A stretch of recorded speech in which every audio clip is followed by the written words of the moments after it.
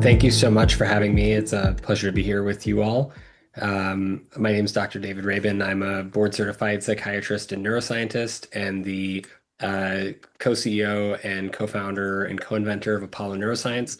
And I focus uh, my career on treatment-resistant mental illness and disorders of chronic stress and trauma, because arguably at this point in time in human evolution and society, we are facing a greater burden of chronic stress and stress in general on and the impacts of that on health and productivity and our human relationships than we've ever had before. And we have a unique opportunity today and in this generation that we're all in to make a major dent in that and improving the way that we manage stress and the way that we prevent it from having negative impacts on our health and human flourishing.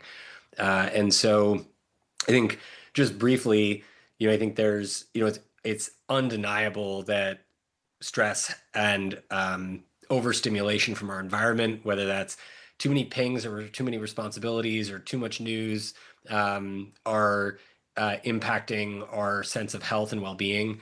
A study came out several years ago showing that when we wake up today and look at our phones in the first 30 minutes of being awake, we intake as on average as much information as the average human being it took in 1 week of being alive in the 1950s. So the amount of overstimulation that we are experiencing as humans is unprecedented. And that's just in the first half hour of being awake. So you can imagine how much impact that has on our nervous system over time.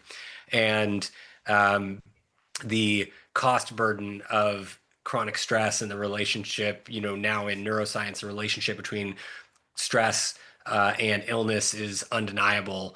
And it's been validated in many different clinical trials and epidemiological trials showing that the more stressed out people are, the more sick we get over time.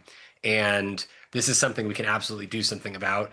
And that technology, especially neurotechnology, has an opportunity to transform the way that we manage stress, the way that we deal with the overstimulation of modernity, and how we interact with technology is a big part of that. And I think that the work of Nicole and the transformative technology community has been really important in spearheading this revolution to create technology that serves us and improves our ability to flourish as humans rather than to create technology that we serve, which has been the precedent up until now, and has become a lot of the way that smartphones have been used. And I think and we're seeing the impact of the misuse of technology, which is not anyone's fault, but really just a lack of, I think in large part, a lack of education around how to interact with technology. And the fact that technology is handed to us without or before mindfulness practice and yoga, meditation, breath work, these natural techniques for attention control are often taught not at all or after we get access to very powerful tools like the supercomputers that we have in all of our pockets.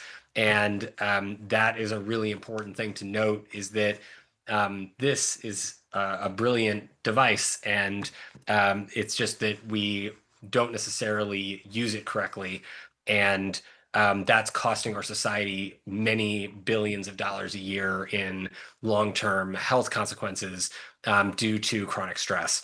So there's the real opportunity here that I would like to leave you all with for today that's very exciting, and I would argue as a psychiatrist, possibly and arguably the most exciting time for us in the history of psychiatry and mental health is that we now have the opportunity to really reflect on how we've been using technology and integrating it into our lives and how we can leverage technology and AI to actually start to go from a reactive process of treatment of mental illness to a preventative and curative approach to mental illness, where we're actually addressing the root cause, which is dysregulation of the nervous system due to chronic stress.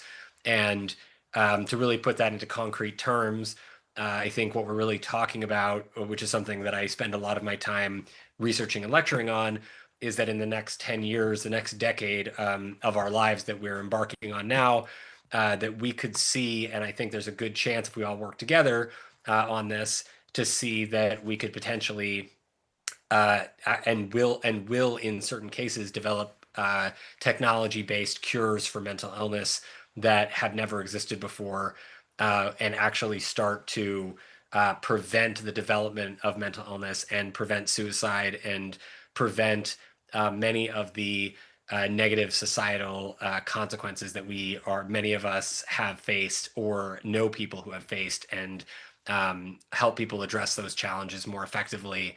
And if we could make any kind of dent in the ability to treat mental illness from a curative perspective, it would completely disrupt the current paradigm of mental health, where we actually start to see the incidence and the prevalence of mental health conditions, mental illnesses start to come down over the next 10 years, rather than continually going up and to the right, which is what we've seen over the last several decades.